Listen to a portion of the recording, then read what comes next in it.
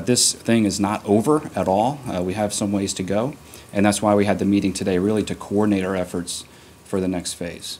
So as we defeated ISIS on the ground and we pushed them out of their territory, we've also worked to shut down the flow of those foreign fighters. And the foreign fighters are not coming into Syria anymore. And those who are already in Iraq and Syria, we've been working very hard to make sure that they can never get out. ISIS has not retaken a single square kilometer that has been freed in coalition-enabled operations. This is not a situation in which we have a military campaign, we're going to clear territory, and then it can't be held. Every single speck of land that has been retaken in coalition-enabled operations has held. ISIS has not retaken any of it.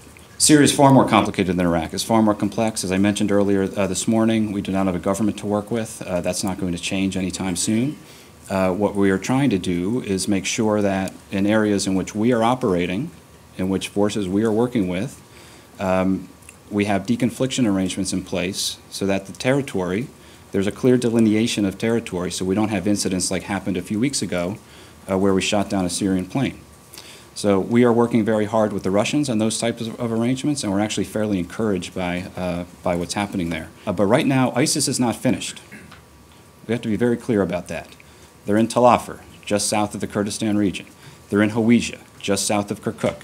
The Hawija operation will be very, very complex. It'll involve Iraqi security forces. It'll involve Peshmerga.